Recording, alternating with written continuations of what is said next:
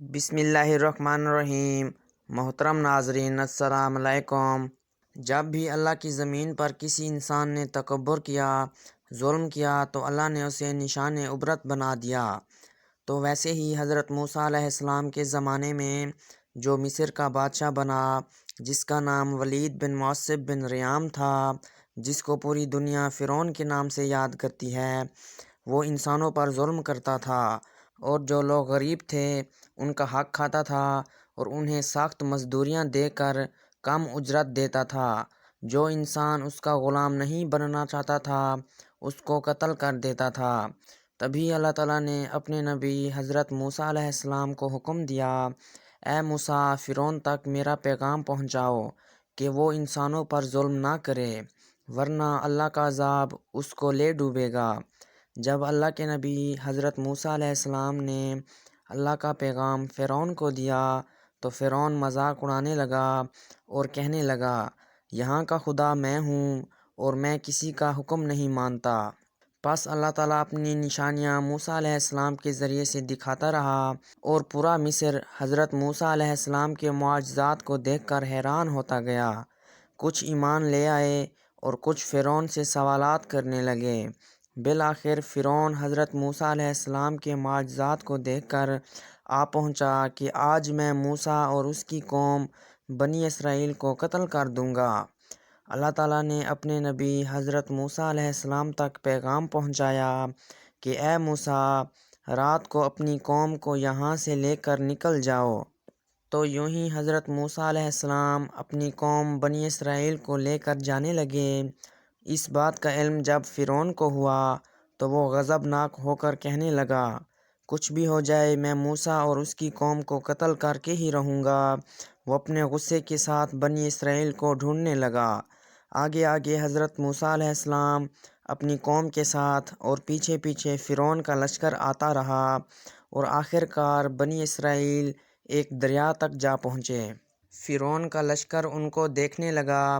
جب بنی اسرائیل نے فرعون کے لشکر کو دیکھا تو حضرت موسیٰ علیہ السلام سے کہنے لگے، اے موسیٰ علیہ السلام، آپ نے ہمیں کہاں پھنسا دیا؟ آگے دریا ہے، پیچھے فرعون کا لشکر، ہمارا راستہ بند ہو چکا ہے، اب ہم کہاں جائیں گے؟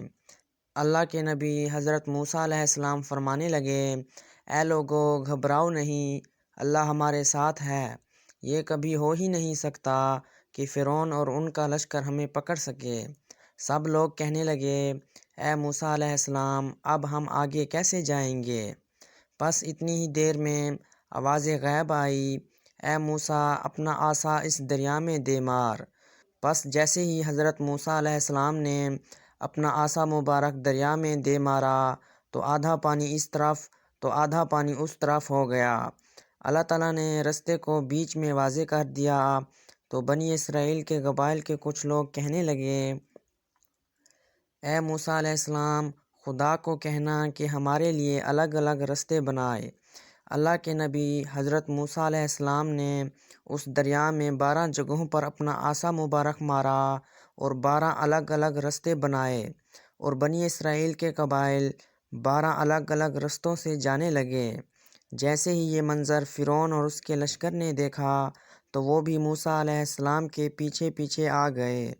جیسے ہی موسیٰ علیہ السلام بنی اسرائیل کے ساتھ دریا کے دوسری طرف پہنچے تو دریا کے بیچوں بیچ فرعون اور اس کا لشکر موجود تھا۔